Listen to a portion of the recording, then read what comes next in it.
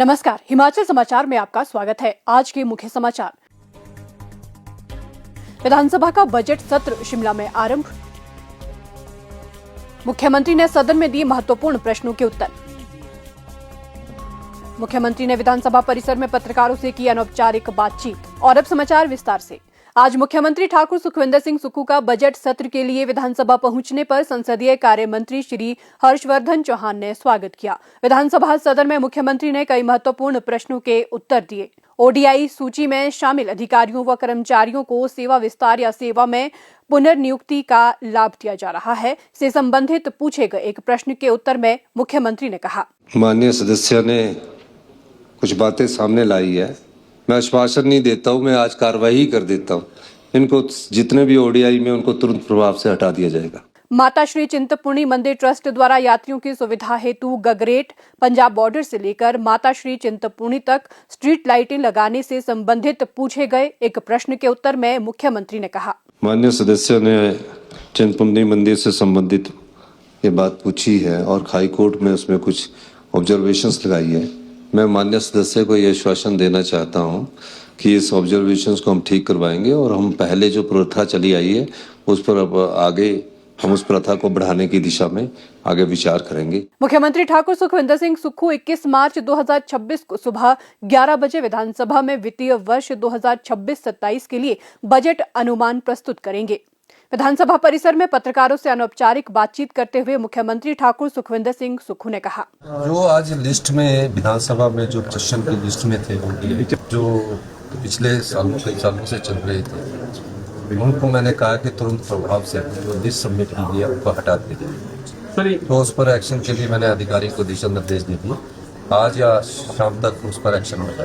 Social media पर decent dress पहनी जाए, कोई ऐसी ड्रेस कोड कोई किस प्रकार की ड्रेस कोड पहनी जाए, इस प्रकार का कोई ड्रेस कोड किसी को भी नहीं लागू किया जा रहा है। सिर्फ जो 2021 की इंस्ट्रक्शन थी उसको इम्प्लीमेंट किया जाता है कि सोशल मीडिया में कई प्रकार के ऑफिसर्स जाते हैं, उस पर रोक लगाने के लिए इस प्रकार का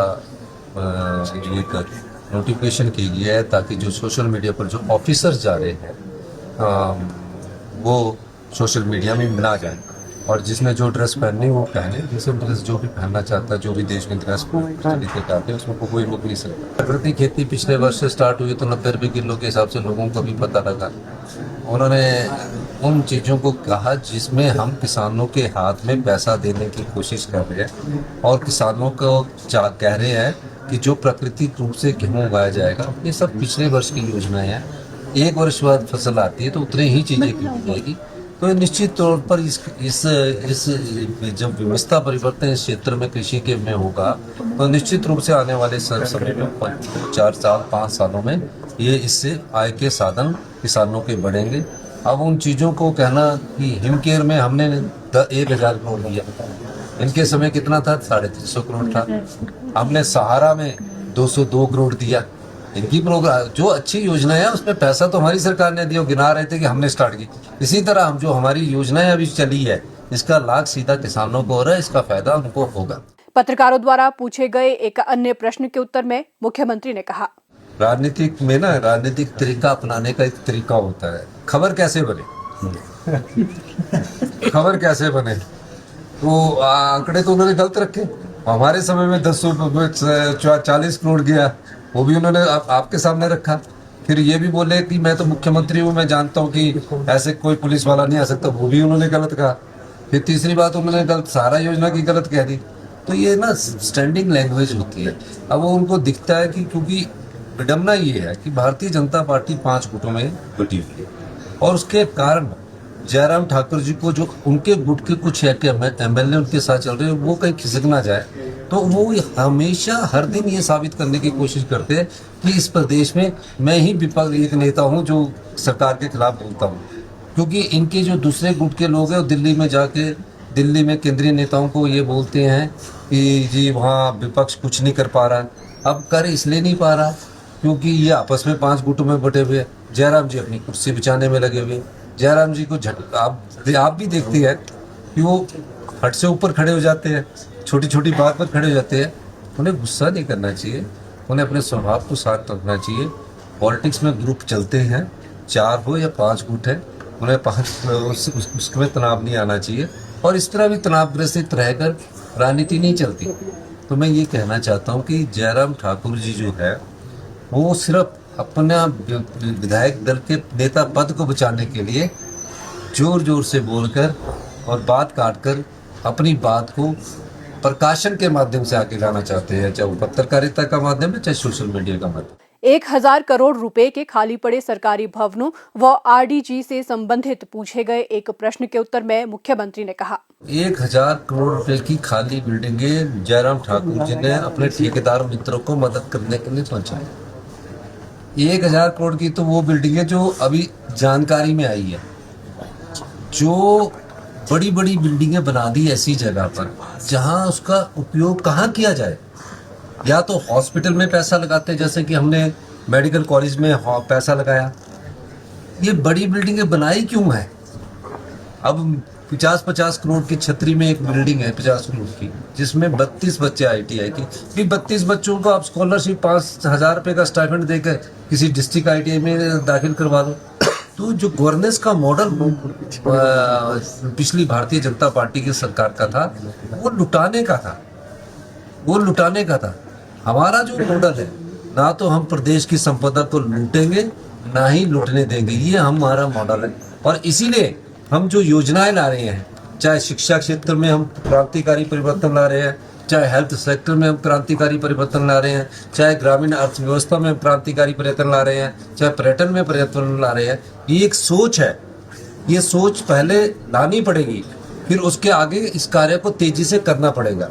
तो इन सब चीज़ों को हम लाकर आगे बढ़ने की कोशिश कर रहे हैं। जयराम जी ठाकुर जी के समय जो गवर्नेंस अगर अच्छी करना चाहते हैं, गुड गवर्नमेंट के लिए गुड गवर्नेंस का होना जरूरी है, अच्छे शासन के लिए अच्छे प्रशासन का होना जरूरी है।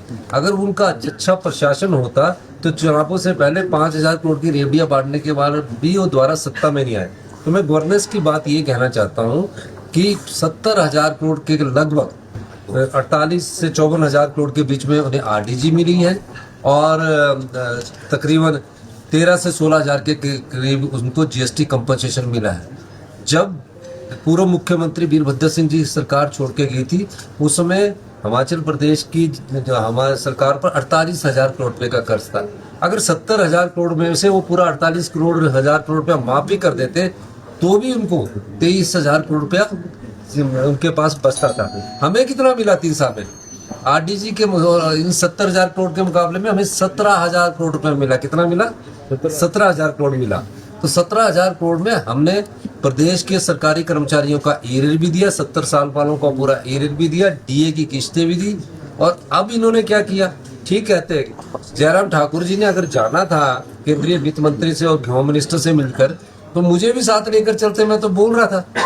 अब वो गए होंगे, वो चाह रहे होंगे कि किसी तरह हमें आगे धन ना मिले। अब आरडीजी तो अब मिलनी नहीं, लेकिन रुकवाने के लिए जाते हैं। मुझे लगता है वो बार बार विधानसभा में जरूर बोलते हैं, लेकिन मुझे लगता है, और आजकल तो शब्दों का इस्तेमाल भी वो कुछ गुस्से में आके करने लगे, पर मैं उनके शब्दों का बुरा नहीं मानता। तनाव में ऐसी बातें और गुस्से में ऐसी बातें होती है। बाद में रात को जब वो शांति से सोएंगे तो वो याद करेंगे कि मैंने गलत किया। मुझे एक चीज समझ नहीं आती, हिमाचल विरोधी भाजपा क्यों है? आप बताइए। आरडीजी बंद हुई, ये साथ नहीं चल रहे। आपदा प्रभावित परिवारों को 10 विषय से लेकर 1 बीघा जगह लेने का अधिकार केंद्र हिमाचल सरकार के पास नहीं, केंद्र सरकार के पास है। ये उस कानून को परिवर्तन करने नहीं चले, केंद्र में इनकी सरकार है। ये मैं आपको कहना चाहता हूँ। और एक तीसरी बात है कि जो हमारे राइट्स है, जो पानी के रूप में हमारे राइट्स है, उसमें हमारे साथ नहीं चलते पड़े। तो हिमाचल विरोधी भाजपा वह है, ये सरकार विरोधी नहीं। सरकारें तो आती रहेगी जाती रहेगी, मंत्री बनते रहेंगे, मुख्यमंत्री बनते रहेंगे। ये सब चीजों को सोचना पड़ेगा। हिमाचल प्रदेश हमारा प्रदेश है, 75 लाख लोगों का प्रदेश है। इसमें हम सब लोगों को मिलकर आगे बढ़ना पड़ेगा। यही हमारी सोच है, यही हमारा व्यवस्था परिवर्तन है कि हम आगे सबको साथ लेकर बढ़े। हिमाचल समाचार देखने के लिए सब्सक्राइब करें यूट्यूब चैनल हिमाचल समाचार, लाइक करें Facebook page information and public relations department Himachal Pradesh और सीएमओ हिमाचल। फॉलो करें @DPRHP और सीएमओ हिमाचल। फॉलो करें इंस्टाग्राम @DIPR हिमाचल और सीएमओ हिमाचल। विजिट करें वेबसाइट www.himachalpr.gov.in। इस अंक में इतना ही। कल फिर होगी मुलाकात। दीजिए इजाजत। नमस्कार।